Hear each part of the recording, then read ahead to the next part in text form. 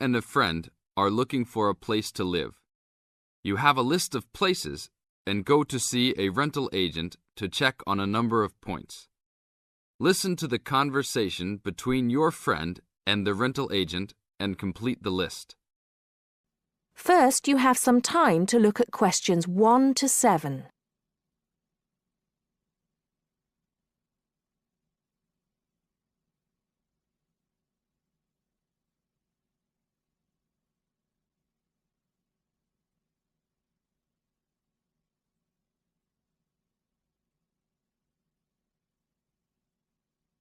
Now listen carefully and answer questions 1 to 7.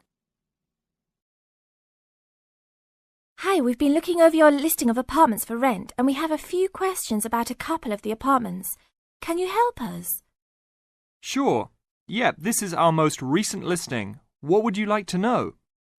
Well, we were first wondering about the house on 3rd Street. We can see that it is furnished and rents for $135 a week, but can you tell us how many bedrooms it has? Let's see. In addition to the den, it has 3 bedrooms. The rental on 3rd Street has 3 bedrooms. So in the example, 3 bedrooms has been written down in the number of rooms column for 19 3rd Street. Now we shall begin. You should answer the questions as you listen, because you will not hear the recording a second time. Listen carefully and answer questions 1 to 6.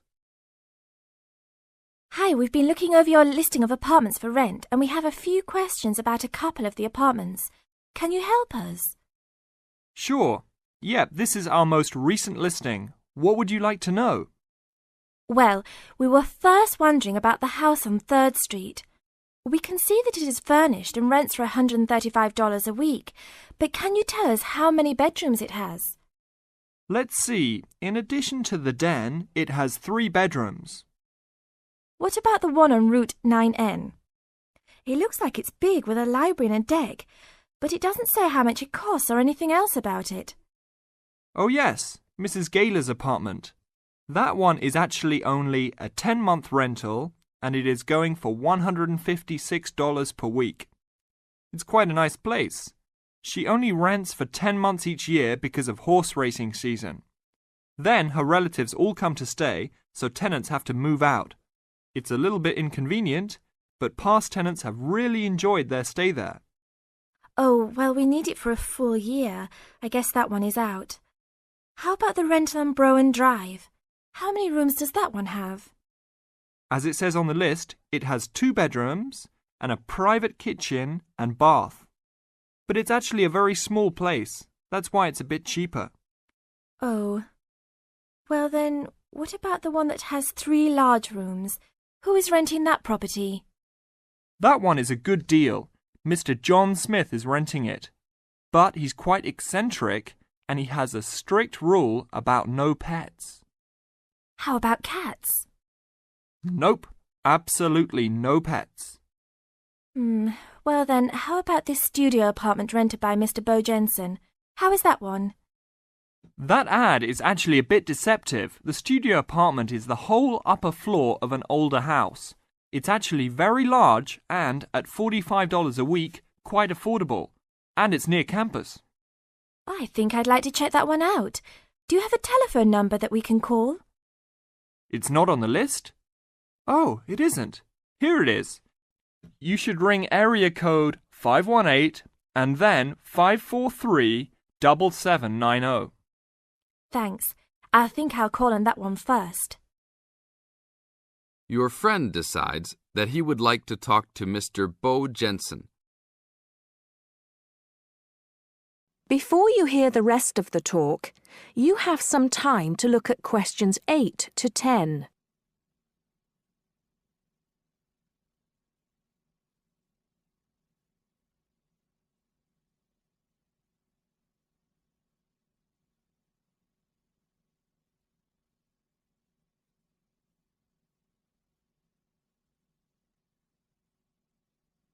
Now listen and answer questions 8 to 10. Hello? 1512, Route 9. Yes, is this Mr. Jensen? Yes, it is. Can I help you? Yeah, we're studying here at university and we came across the rental information for the studio apartment that you are renting. Is it still available? Yes, of course. I actually just placed the ad and you're the first person to call. Is there anything you'd like to know about it? Yes, actually there is. As students, we are on the internet a lot, and we heard that some homes in the area have high-speed connections. What type of connection do you have there now? Oh, that's an interesting first question. But I guess I have heard that too. But we just have a phone line here. Nothing fancy. I think you can have a cable line installed, but it's just a phone line for now. Okay, well maybe we can do that. What type of heating does the apartment have? Now there's a more traditional question. We have oil heat here. It's an older house. That tends to be a little more expensive during the winter, right? Yeah, but there's nothing to do about it. It would cost too much for me to put in a gas heater. What else would you like to know about the apartment? Well, we heard it was quite big. Is it furnished? Actually, yes. I should have put that in the ad. It has an old couch and a couple chairs, a dining table, refrigerator, stove, and even a dishwasher. Does it have any beds? Yep, it has 2. That sounds great. When is the apartment available? You can have it tomorrow night if you want. I just have to clean up a couple things before you get here. Do you want to come over and see it first? No, it sounds fine to us. I actually know the street too, so I know the area. We'll take it. That is the end of part 1. You now have half a minute to check your answers.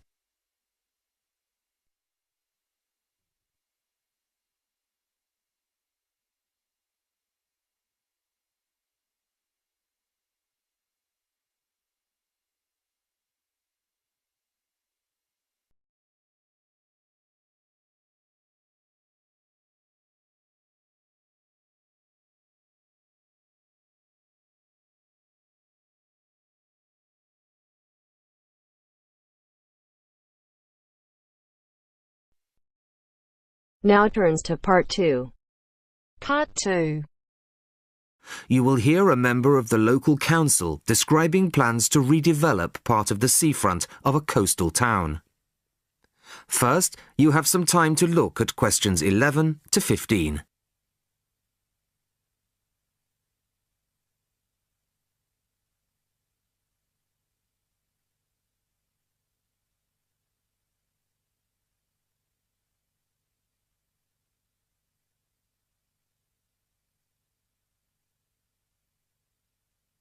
Listen carefully to the first part of the talk and answer questions 11 to 15.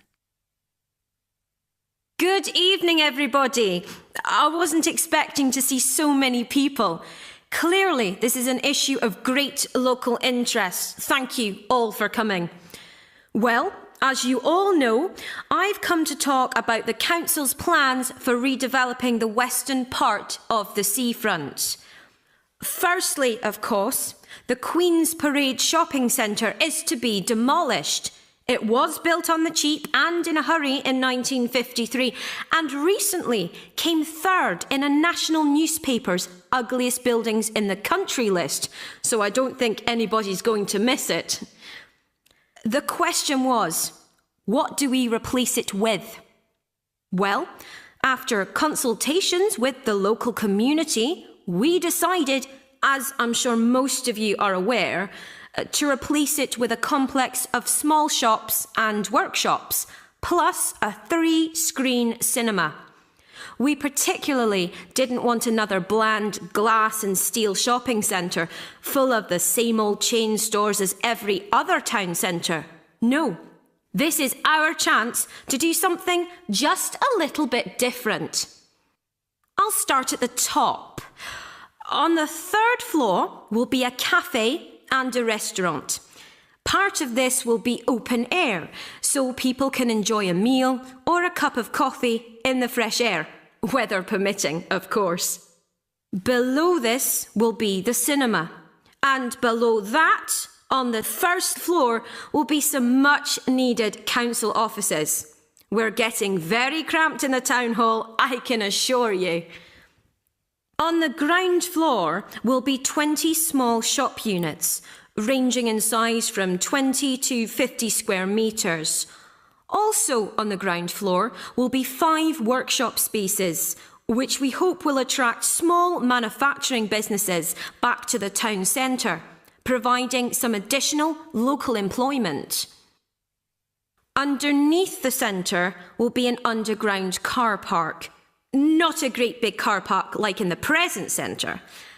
Our aim is that most visitors to the centre will come on foot or by bus.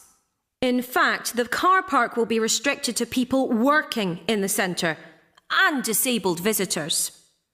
Then, and perhaps this is the most exciting part of the project, the beach in front of the new complex is going to be completely transformed. We're going to extend the beach. Yes, extend it. 10,000 tonnes of sand is going to be brought in to make it into a proper beach, instead of the dirty little strip of sand it is now. As well as being for the enjoyment of local people, we're hoping that a decent beach will attract more visitors to the town, and that has to be good for local businesses.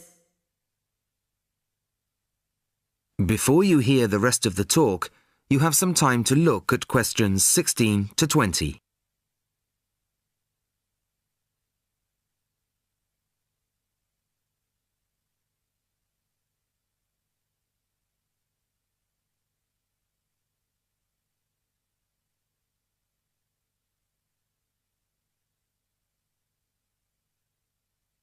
Now listen and answer questions 16 to 20. Now I must emphasise that these plans have not yet been finalised. That's what this meeting is about. Of course, it's vital with a project like this that we have the support of local people. After all, we work for you and it's your money that's paying for it. So, first of all, the plans for the new centre are going to go on display in the town hall. They'll be there from Monday the 5th of March until Friday the 6th of April. Plenty of time for anybody who's interested to get over there and have a look at them, I think. There'll be a suggestions box in the same room as the plans. Anybody who has anything to say is welcome to fill in a suggestions form. These forms will be looked at and taken seriously, you can be sure of that. Then on Tuesday, April the 10th, there'll be another public meeting much like this one, and in this same place. It'll start at 7 o'clock, and there'll be a chance for local residents to address the council. We'll also report back to you on the results gathered in the suggestions box. Anyway, I'd now like to hand you over to my colleague, my fellow councillor. That is the end of part 2. You now have half a minute to check your answers.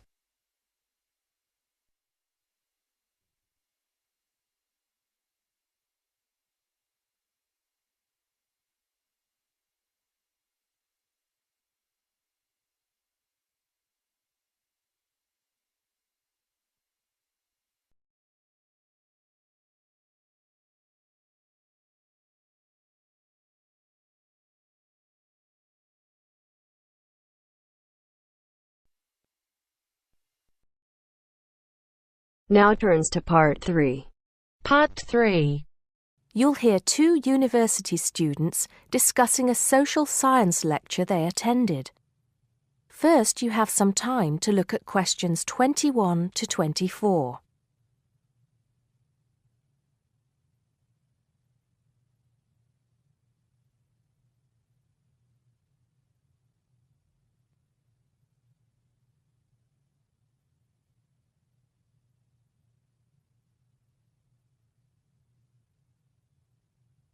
Now listen carefully and answer questions 21 to 24. Did you go to the first social science lecture yesterday? Yeah. Didn't you see me there? No. I was trying so hard to understand the lecturer. What didn't you understand? A lot of it, really. For example, he said we needed to study history as part of the course, but I didn't get why. You probably missed it. He said early on that we need to learn from our past mistakes. Right. But he also said we need to put ourselves in the place of our ancestors. Why is that? I think the point is that it's not enough to know how they lived and what they did. We need to know what they thought.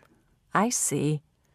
And I've written transferable skills in my notes next, but I have no idea what that means. If you study social science, you learn skills that you can use in a job. Oh, right. Is that all? Okay, but why is that? The point he made was that in studying social science, you use a flexible and adaptable approach to learning. Before you hear the rest of the conversation, you have some time to look at questions 25 to 30.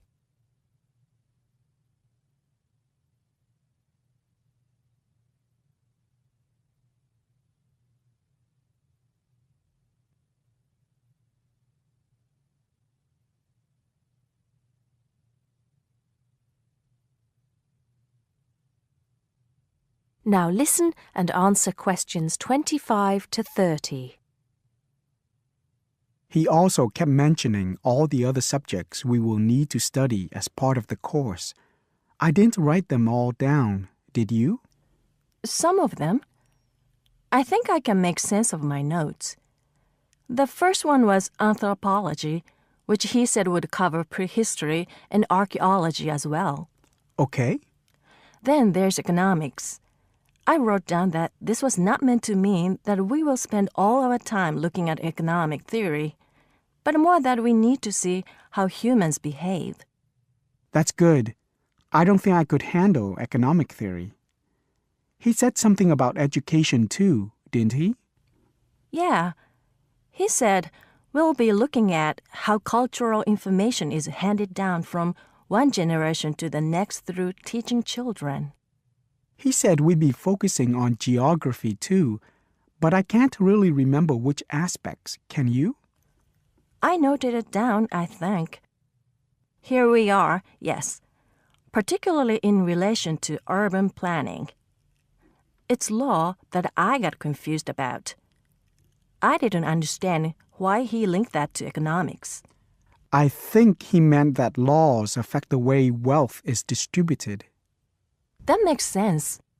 Now, what are the science wars? Okay, I did get that. The science wars are about how social science collects information. In sociology and social work, and in social science generally, they can only study patterns of behavior and observe. If you compare that to the way scientists work in physics or chemistry, it's very different because they use specific experiments that can be tested and which give concrete answers. Social studies is often accused of being unscientific. That's all. Okay. But it still looks like a good course, doesn't it? You don't have any regrets, do you?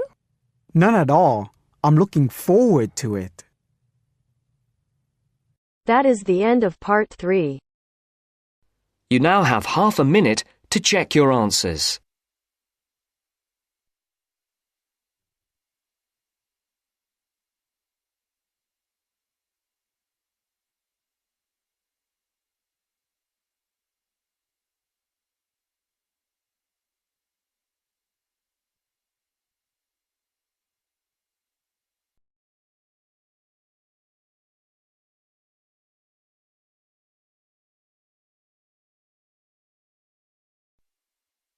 Now turns to part 4. Part 4. Hear a talk given by Don Parker, an expert on computer security, about the computer criminals. As you listen to the talk, fill in the gaps numbered 31 to 40. First, you will have some time to look at the notes below.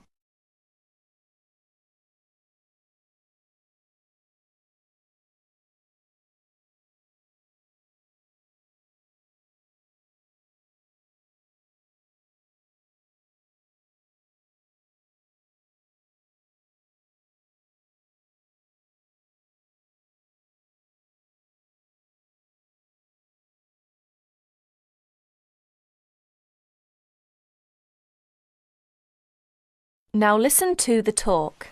Hi there. As an expert on computer security, my job is to oversee and analyse the phenomenon in computer users.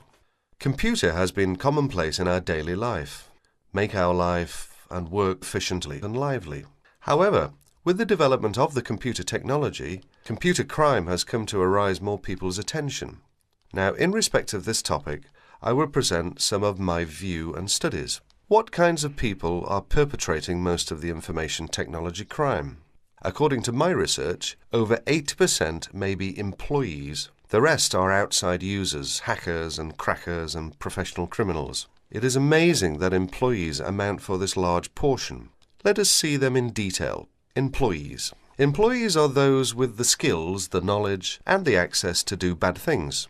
Dishonest or disgruntled employees pose a far greater problem than most people have realized. To most supervisors and some experts, they worry that dishonest employees or outsiders can more easily intercept communications or steal company trade secrets.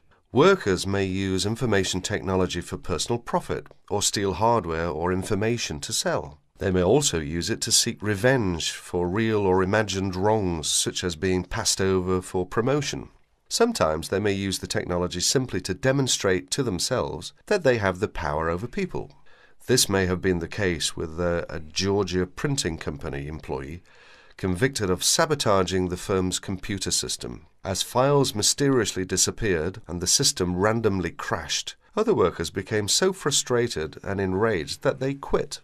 Outside users. Suppliers and clients may also gain access to companies' information technology and use it to commit crime. With both, this becomes more a possibility as electronic connections, such as electronic data interchange systems, become commonplace. Hackers and crackers. What are hackers? Hackers are people who gain unauthorized access to computer or telecommunications systems for the challenge or even the principle of it.